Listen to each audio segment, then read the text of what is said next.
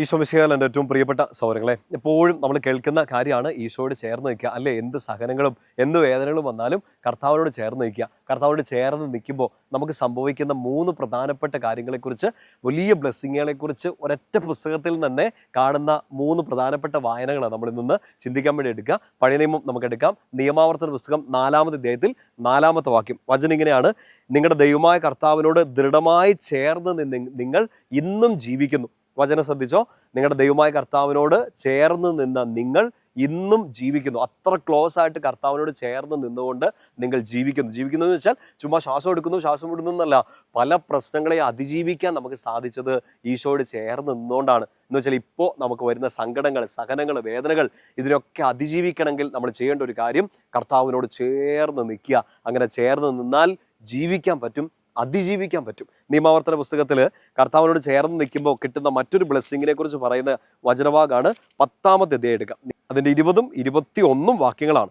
നിയമാവർത്തനം 10 അതിൻ്റെ 20, 21 വാക്യങ്ങൾ: നിങ്ങളുടെ ദൈവമായ കർത്താവിനെ ഭയപ്പെടണം, നിങ്ങൾ അവിടുത്തെ സേവിക്കുകയും അവിടുത്തോട് ചേർന്ന് നിൽക്കുകയും അവിടുത്തെ നാമത്തിൽ മാത്രം സത്യം ചെയ്യുകയും ചെയ്യണം. 21-ാം വാക്യം: അവിടുന്നാണ് നിങ്ങളുടെ അഭിമാനം, നിങ്ങളുടെ കണ്ണുകൾ കണ്ടിട്ടുള്ള മഹത്വം ഭയങ്കരമായ പ്രവർത്തികൾ നിങ്ങൾക്ക് വേണ്ടി ചെയ്ത ദൈവമായ കർത്താവാണ് അവിടുന്ന്. എന്ന് വെച്ചാൽ കർത്താവിനോട് ചേർന്ന് നിന്നതുകൊണ്ടാണ് നിങ്ങളുടെ ജീവിതത്തിൽ ഇത്രയും വലിയ മഹത്തായ കാര്യങ്ങൾ കർത്താവ് ചെയ്തു തന്നത്.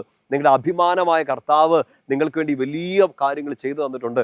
എങ്ങനെയാണ് സംഭവിച്ചത്? നിങ്ങൾ കർത്താവിനോട് ചേർന്ന് നിന്നുകൊണ്ട്. അപ്പോൾ അത് നമുക്കൊരു സൂചനയാണ്, നമുക്കൊരു പ്രോമിസാണ്. കർത്താവിനോട് ചേർന്ന് നിൽക്കുക, നമ്മുടെ ജീവിതത്തിൽ മഹത്വം, അതിഭയങ്കരമായ വലിയ അനുഗ്രഹത്തിൻ്റെ കാര്യങ്ങൾ കർത്താവ് നമുക്ക് ചെയ്തു തരും. ഒരു വചനം കൂടെ വായിക്കണം. നിയമാവർത്തന പുസ്തകത്തിൽ 30-ാമത്തെ അധ്യായം അതിൻ്റെ 20-ാമത്തെ വാക്യം. വചനം എങ്ങനെയാണ്: നിന്റെ ദൈവമായ കർത്താവിനെ സ്നേഹിച്ച് അവിടുത്തെ വാക്ക് കേട്ട് അവിടുത്തോട് ചേർന്ന് നിൽക്കുക. സ്നേഹിച്ച് വാക്ക് കേട്ട് കർത്താവിനോട് ചേർന്ന് നിൽക്കുക, നിനക്ക് ജീവനും ദീർഘായുസ്സും ലഭിക്കും. 2 പ്രധാനപ്പെട്ട കാര്യങ്ങൾ: നിനക്ക് ജീവനും ദീർഘായുസ്സും ലഭിക്കും. പ്രിയപ്പെട്ട സ്വർഗ്ഗങ്ങൾ ഓർത്ത് ഈ 3 വചനങ്ങളൊന്ന് കണക്ട് ചെയ്തൊന്ന് വായിച്ചേ. നമ്മുടെ ജീവിതത്തിൽ വലിയ മഹത്തായ കാര്യങ്ങൾ കർത്താവ് ചെയ്യും. കർത്താവിനോട് ചേർന്ന് നിന്നിട്ടെങ്കിൽ നമുക്ക് ജീവിക്കാം, അതിജീവിക്കാൻ പറ്റും. ഇവിടെ ഒരു പ്രോമിസും കൂടെ തരികയാണ്: നിനക്ക് ജീവനും ദീർഘായുസ്സും കർത്താവ് നൽകും. വചനം അവസാനിക്കുന്നത് ഇങ്ങനെയാണ്: നിന്റെ പിതാക്കന്മാരായ അബ്രാഹത്തിനും ഇസാക്കിനും യാക്കോബിനും നൽകുമെന്ന് കർത്താവ് ശപഥം ചെയ്ത ദേശത്ത് നീ വസിക്കുകയും ചെയ്യും. എന്നുവെച്ചാൽ കർത്താവ് നീ ചെല്ലുന്ന ഇടത്ത്, നീ താമസിക്കുന്ന ഇടങ്ങളെല്ലാം അനുഗ്രഹമാക്കി മാറ്റും. എന്ത് ചെയ്യണം? കർത്താവിനോട് അങ്ങ് ചേർന്ന് നിൽക്കുക.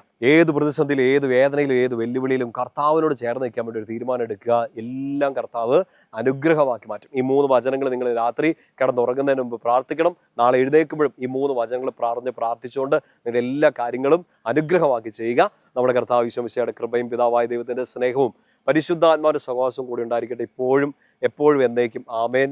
ഈശോ മിശിഹായ്ക്ക് സ്തുതിയായിരിക്കട്ടെ.